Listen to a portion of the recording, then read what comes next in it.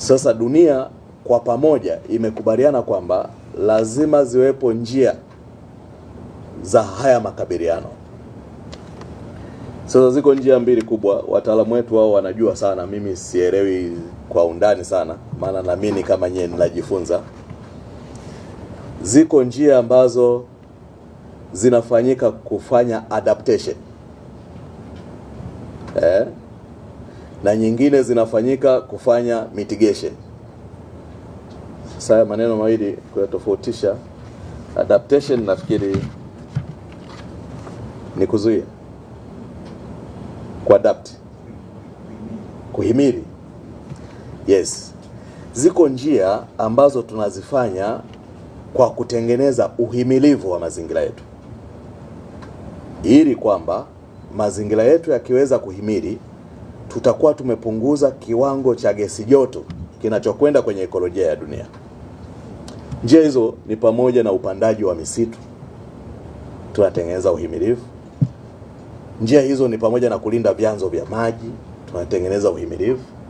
Njia hizo ni pamoja na kufanya kilimo himilivu, kilimo endelevu, kilimo ambacho kinazingatia utunzaji wa mazingira, kufanya mazingira yetu yaweze kuhimili ili kupunguza kiwango cha gesi joto katika ekolojia ya dunia yetu.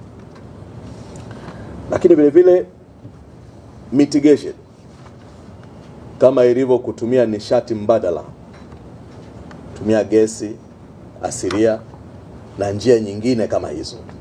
Zote hizo mwisho wa siku zinatusaidia kupunguza kiwango cha joto, cha gesi joto kwenye ekolojia ya dunia.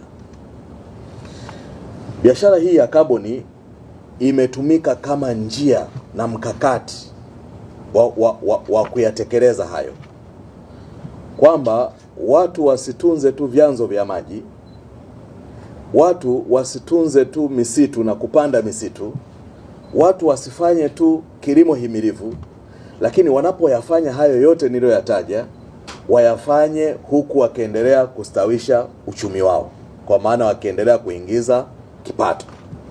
Kuna sauti nyingi, lakini si zote zinasikika. Lakini kuna sehemu moja ambapo kila sauti ina thamani. Hapo ndipo ilipo Global TV, sauti ya wanyonge, mtetezi wa wasio na pa kusemea. Global TV ni YouTube channel inayopendwa na watu wengi. Una biashara? Chagua platform yenye watu halisi. Tangaza kupitia Global TV. Next level.